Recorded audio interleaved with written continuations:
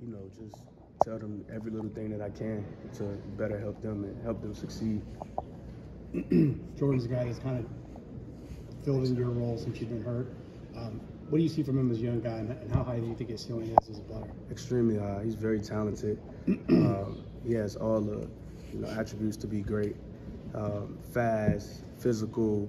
I think the biggest thing for him is just stand in the film room. Like I said, I'm trying to give him the tools that he needs to see the game from a different perspective. I think when you're able to know what you're getting pre-snap, it helps you post-snap. So I think that's the biggest thing for him. But that comes with experience also. So, how are you feeling? Feeling good. Feeling better every day. Yep. Is there kind of like a recovery timeline that you have at all? Nah. Just taking it day by day, trusting in the staff, trusting in the doctors. Like I said, I'm feeling better every day. So hopefully I'm able to, get back out there, but I'm not going to rush it either. Just trusting in the staff, like I said, trusting in the doctors. You and Aaron Casey have arrived here together, same class. About, 5 years ago, 6 years ago? 2018. Yeah. Have you kind of seen him evolve in that time? His leadership, really. He was always like, a guy I feel like that could play. He may not have been able to show that early on, but it's not a surprise to me that he's doing as well as he is. But I think the biggest thing is definitely his leadership and being vocal and, not only pushing himself, but pushing his teammates too. Remember the first time that you met Aaron? The first time probably was at the dorms. Yeah, he really didn't talk much, though. He was more like very quiet. But, it was always cool. When did you kind of come out of his shell? When did he finally come out of his shell? Probably took a while, honestly, to be real with you. But I don't know. He's one of those guys, like, he's not going to be extremely loud or, to try to be the focal point or center of attention. He's just one of those guys that you got to build a relationship with to know who he really is. Gone up against Donovan in practice the last several years since he moved to receiver. How big of a difference do you see in him this year compared to what he was when he started out? That confidence. He's 6'5", 2 whatever, could jump out the gym. I think the biggest thing was just his confidence. So I'm always telling him, like, bro, you a dog. Like, nobody could guard you. Nobody could cover you. Like, if the ball in the air, it's not a 50-50 ball. Like, it's 100% yours. Like, go take it. So I think the biggest thing with him is just the confidence, and that comes with experience too.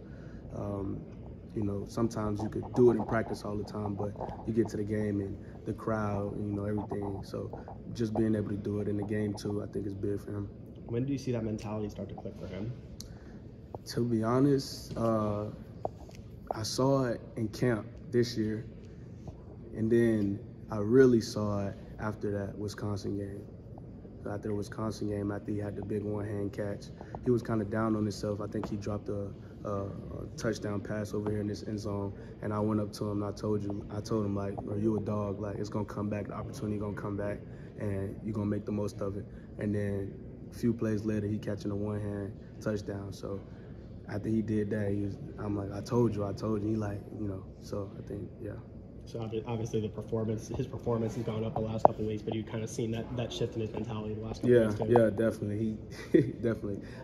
Like I said, he's very talented, has all the attributes, but it's just mentality. And that's what a lot of the guys just, once you get out there and start playing, I try to tell them, like, it's football. Like, at the end of the day, regardless of you playing in front of 50,000, 100,000 people, it's football at the end of the day. It's a sport that you've been playing since you was a kid. So just go out there and have fun, make the most of your opportunity. And then, when you do that, and like I said, with experience and everything, that confidence continues to grow. So a lot of the young guys are very talented. Donovan, he's finally starting to grow up and make the plays that we all knew he could make. So, yeah, it's not a surprise to me, honestly. It seems like Illinois didn't really have an answer for him. They had like 4 or 5 pass interference penalties on McCulley. Just what is that like from your perspective? It's not many guys. It's not many guys that can cover him. To be real, it's not many corners that's out there 6'5". I don't think there's any in the Big Ten. To be real with you, 6'5" could jump. So, there's not a corner out there in the Big Ten that could cover him. To be honest. How difficult is it to go up against him in practice? He's a bigger body guy, so you know I really don't get to cover him that often because I'm more on the slide, he's more on the outside. But I embrace the challenge. You know, I'm a dog myself too, so I'm not gonna say he's out there just dogging me. But yeah, iron sharpens iron. So I guess kind of in terms of the future in that secondary, you got so many young guys playing right now.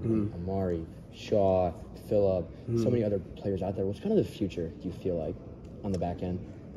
Very talented group, but like I said, they just got to put it all together in the film room too. I mean, they got all the talent in the world, fast, big, long, you know what I'm saying? So, a very talented group. I mean, this, you know, I mean, they could be whatever they want to be, to be honest, but it's on them to take themselves to that next level. Have you seen the right mentality from them so far? Yeah, definitely, you know, watching more film, and me, myself, I'm trying to push that onto them too. So, you know, moving forward, I just hope that they continue to do that once I'm gone too, and I believe that they will. Zach may have asked you this earlier, but what's Coach Noah like? I'm on them pretty hard. I'm pretty tough on them, to be honest, but I expect great things out of them.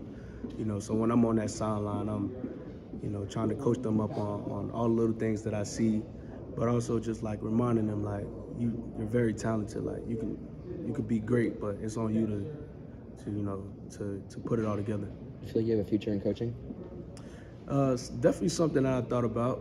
You know, I don't really see myself not being involved in football, to be honest. So if the opportunity's there, I'll play. Talk about watching film. How long does that take? I mean, you can sit down and watch film, but if you don't know what you're looking for, I would think it can be almost counterproductive. Yeah. So how long does it take to kind of figure out, okay, these are what I need to look for? This is going to be watching it, you know, so it's more about quality than quantity.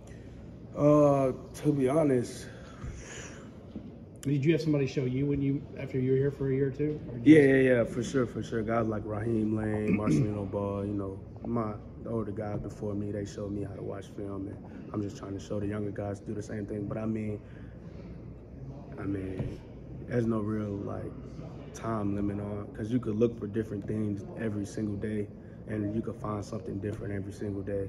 And we could be in the film room for 30 minutes and something click. You could be in the film room for 3 hours, and you know, it might take 3 hours for something to click. But I mean, there's no real time limit on, you know, watching film. And then you watching film every single day, you know, up until the game. So hours goes into, you know, the performance that you put out on Saturday. What did you see as kind of the cause of some of the breakdowns defensively on Saturday? I think just a couple mental errors, you know. Sometimes guys weren't getting the signal, you know, little things like that. Nothing too major though, nothing that we can't fix or get solved, but it's unfortunate that it happened, you know, in game 10, but you know, it is what it is, can't change the past. So moving forward, we'll definitely do what we can to, you know, change that so it won't happen again. What do you feel like the process of kind of trying to fix some of that is? I know you're not playing, but just like from your perspective, like in past situations, how do you fix mistakes like that? I mean, that's a simple issue. Like, you didn't get the signal, you just gotta, you know, do your best to see the signal. That's one of our first rules when you're on the field: get the signal, get a line, and play fast. So, I mean, that's just something that they gotta fix themselves. Is it your knee? I don't know if someone asked you. No, it's my hip. Yeah, okay. hip injury. I guess, Noah, with senior day on Saturday, not being able to kind of finish it out on the field, is there a part of you that maybe feels like unsatisfied or unfulfilled in that regard? Nah, not at all. You know, I've been here for a long time.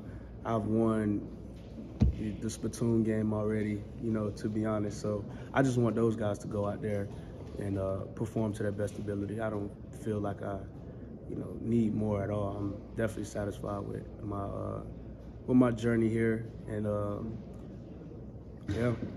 How long did it take you to kind of come to terms with that?